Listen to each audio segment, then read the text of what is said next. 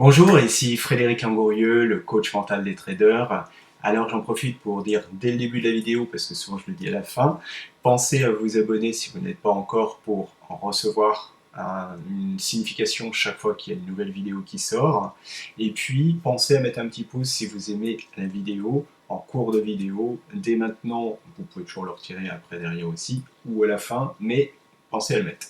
Voilà. Aujourd'hui, je vais vous parler de quelque chose d'important parce que c'est une question que j'ai souvent et puis finalement c'est une question que beaucoup de traders se posent et en fait qui est une mauvaise question. Alors pourquoi c'est une mauvaise question? Parce que tout simplement ça peut vous arrêter dans votre élan, vous arrêter dans votre progression alors que je pense que c'est pas une question finalement qui apporte non seulement qui apporte quelque chose, mais en plus qui est très juste. C'est quoi cette question? Et c'est peut-être une question que tu t'es posée aussi à un moment donné de ton parcours, peut-être que tu te poses même régulièrement, et j'espère que ça va remettre en cause justement le fait de se poser cette question-là, parce que vraiment ça peut t'empêcher de réussir. Cette question, et je peux la comprendre, je sais d'où elle vient, mais elle n'a pas de raison, c'est est-ce que je suis fait pour le trading? Est-ce que c'est mon truc? Est-ce qu'il faut que je continue? Et c'est une question que beaucoup se posent au moment où évidemment il y a des obstacles, au moment où il y a des difficultés. Le problème, c'est que si à ce moment-là on se pose ce type de questions, ça va nous arrêter. Ça va faire que, au lieu, comme j'en parlais dans la dernière vidéo, de se relever et de persévérer, eh bien, on va hésiter, on va douter, et puis ce doute va s'immiscer à l'intérieur, et chaque fois qu'on va tomber, cette question va revenir évidemment d'autant plus fort. Et à un moment donné, c'est un petit peu comme une brèche qu'on a fait, qui fait que petit à petit ça va s'écarter, et c'est un peu comme un trou dans le bateau, plus on écarte et plus le bateau il va couler. Eh bien, c'est un petit peu ce qui va se passer à ce moment-là pour vous si vous posez ce type de questions. Et si tu t'es déjà posé cette question-là, et si tu te la poses régulièrement, eh bien je t'encourage à arrêter de te poser cette question-là. Pour deux raisons. Un, c'est que ça ne te sert pas du tout, mais au contraire ça te dessert. Et deux, en fait cette question-là, elle n'a pas vraiment de sens. Pourquoi? Imagine une chose.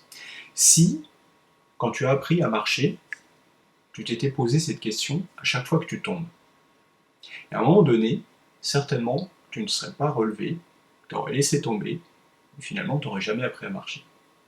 Si tu t'étais posé cette question-là quand tu as appris à lire ou quand tu as appris à écrire, certainement que tu auras arrêté aussi en cours de route et que tu n'aurais pas été jusqu'au bout.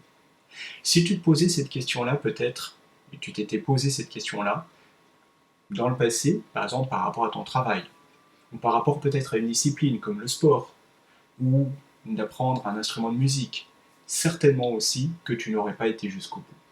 Pourquoi? Parce que cette question-là vient couper un petit peu ton élan, couper ta persévérance, remettre en cause justement cette confiance, cette capacité à croire que, quelle que soit la difficulté, finalement, tu peux y arriver. Pourquoi? Parce que, en fait, tu es capable d'apprendre. Et apprendre, ça veut dire quoi? Ça veut dire se remettre en cause, se remettre à l'ouvrage, mais de manière différente. De tenir compte de l'expérience pour se dire, ok, c'est pas comme ça qu'il faut faire parce que comme ça marche pas, mais par contre, il y a certainement un autre moyen de faire, une autre façon de faire. Et à partir du moment où tu vois d'autres personnes qui ont réussi à passer cette difficulté, ça veut dire que c'est possible. Et ça veut dire qu'il faut juste trouver la bonne manière de faire qui peut être à la fois une réponse technique, notamment dans le trading, ou une réponse comportementale, ce qui est souvent encore plus le cas encore qu'une réponse technique.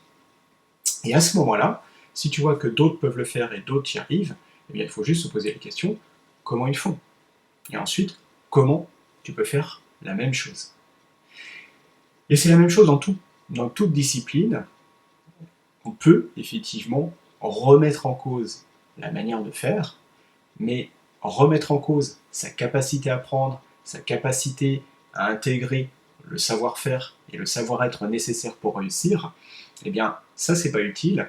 Au contraire, c'est quelque chose qui est bridant, qui vous empêche de réussir, Et je pense que c'est une question totalement, effectivement, négative pour arriver à faire ce qu'on veut dans ces cas-là. D'accord? Donc, que ce soit dans le trading ou que ce soit dans autre chose, je pense que c'est une question foireuse, entre guillemets, parce que ça apporte obligatoirement une réponse négative par rapport à ça, et ça apporte aussi un comportement, une émotion, qui fait que ça t'empêche de réussir. Donc, c'est vraiment une question qu'il faut éradiquer. Ne remets jamais en cause tes capacités, ton potentiel. Il faut que tu crois en toi, effectivement. Il faut que tu crois en ta capacité d'apprendre, d'évoluer, de te transformer et de devenir justement la personne que tu veux être. Parce que souvent, en fait, on oublie une chose, c'est que pour faire les choses différemment et pour réussir différemment, eh bien, il faut devenir la personne qui est capable de faire ça. Et c'est ça, en fait, où il faut aller chercher quelque chose de particulier pour révolutionner la personne que tu es, pour devenir la personne qui, justement, est capable de réussir. Et ça, c'est pas te changer fondamentalement de ce que tu es, c'est changer ta connaissance, ta manière d'être, ta manière de faire. Et donc, c'est un savoir-être, un savoir-faire avant tout. Et si tu es capable de faire évoluer ça, et en fait, si tu remontes un petit peu dans le passé, tu te rendras compte que tu as déjà été capable de le faire, puisque aujourd'hui, je suis sûr que tu n'es plus tout à fait la même personne que tu étais il y a 10, 15 ans ou 20 ans peut-être. D'accord?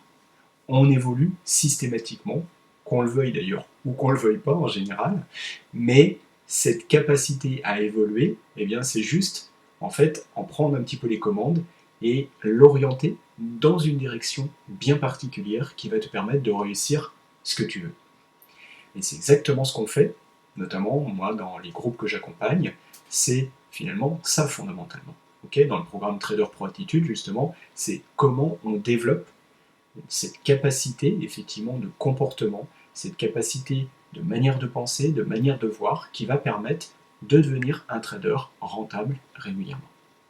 Voilà.